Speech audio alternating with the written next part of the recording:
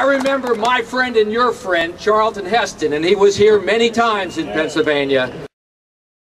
And as Bill mentioned, according to the law in Pennsylvania, in the Constitution, it's the General Assembly that has a purview over passing laws dealing with gun control.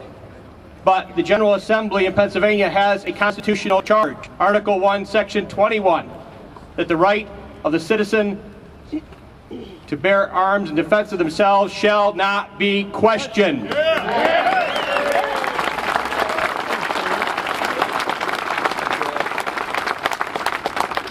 When we are getting this year's event together and inviting speakers, we had sent an invitation off to Mr. Wayne.La.Pierre, the Executive Vice President from the NRA. And we appreciate Wayne joining us today and would ask him to step to the microphone now to share with us what he's come to say. Thanks so much. Thank you. I appreciate the chance to be with you today, and thanks for coming out. You know, we have the privilege of living in a country that is the first country in history that was founded not on a race, not on a religion, and not on a royalty, but on a set of God-given inalienable rights and freedoms.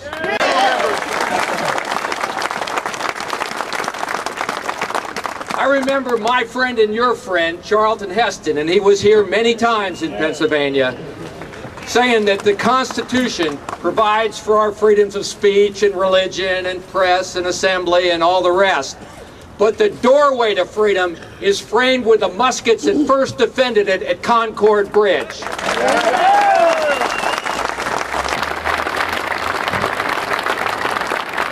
And that's what's in your hearts. That's why we still have this freedom in the country. It's coming from your hearts here today and people all over our great land that are bound and determined to defend those freedoms. As a result of that, we've seen a phenomenal restoration of this freedom in the last 15 years in this country. We have range protection laws, hunter harassment laws, pass-through laws, where you can travel with your firearms. We've saved the American firearms industry from ruin by those nuisance lawsuits. We have right to carry now in 40 states, shall issue right to carry. 6 million law-abiding Americans are carrying firearms under those laws to protect themselves from the bad guys that ought to be in jail but are out there on the streets.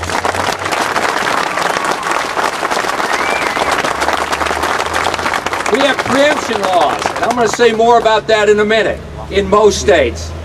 And most recently, the Heller case, saying what we all knew, the Second Amendment's an individual right, God-given. It was just validated in our Second Amendment. And then in the McDonald case, which is going to incorporate it to apply to every state and locality throughout our land, I believe. Yeah.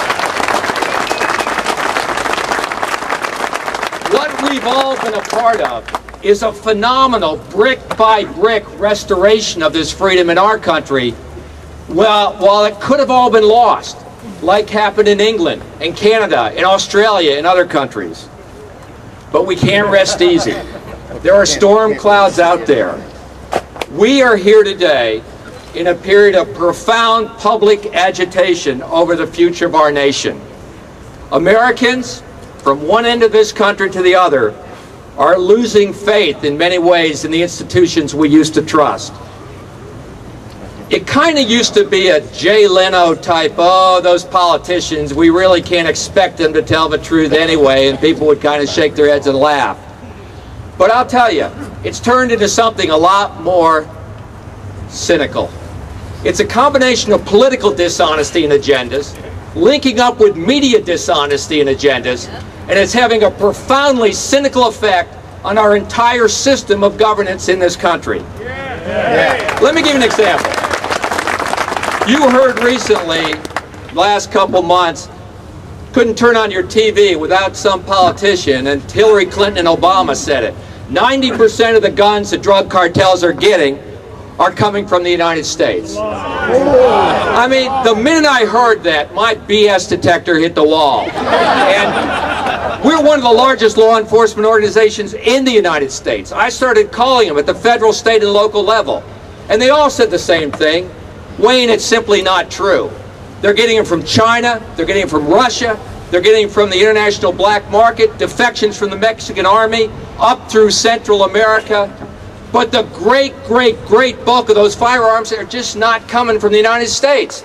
You can't walk into a gun store and say, hey, I want 30 machine guns, a couple RPGs, and give me a couple of grenades. I mean, that machine gun showing up in the media you see in pictures of the country is a 1919 .30 caliber belt-fed machine gun made by John Browning, probably sold to the Mexican government in 1919 or 20. And if they get one gun from the U.S., it's all illegal. They ought to be prosecuted on both sides of the border. We just need the truth, and we're not getting it. Same thing on semi-autos, that so-called assault weapons bill the Clinton administration passed. They lied that into law by convincing, with the media going along with it, that those guns were more powerful, made bigger holes, sprayed bullets, were weapons of war like our military used, when the truth was they were no different than the guns they didn't ban. They shot exactly the same. They weren't used in crime and any more others, yet they lied into law. The good thing is lies eventually get found out and that law expired. And that's the good thing. Let me give you another form of the dishonesty that's going on, that's causing cynicism by the political elites. Happened in New Orleans after Hurricane Katrina hit, when they went in and took firearms out of the homes of law-abiding people. The court said it's a violation of our Constitution. Give them their guns back. Damn right! And yet the New Orleans City Council said, make us. That's not the way our country works, and we're not going to let it stand.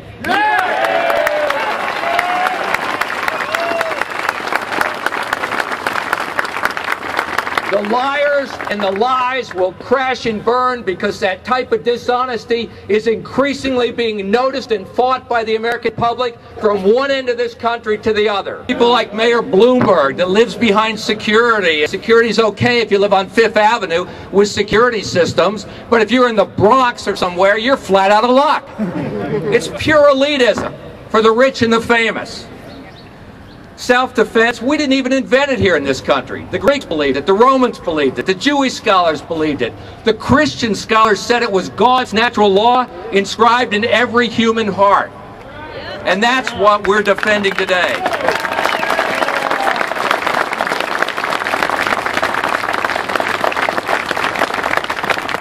On crime, we all know what the answer is. Second Amendment doesn't protect criminals. We have Second Amendments about the good people. From Scranton to Pittsburgh, from Erie to Philadelphia, we are the majority in this country and in this state. We need to go out between now and November and prove it again, just like we've done before. Block by block, precinct by precinct, county by county, congressional district by congressional district. We're going to take back our streets, take back our freedoms, and make this country safe again. And I'll tell you the other thing we're going to do. We're going to make sure our elected leaders speak for us, the people of Pennsylvania, and the people of the United States of America.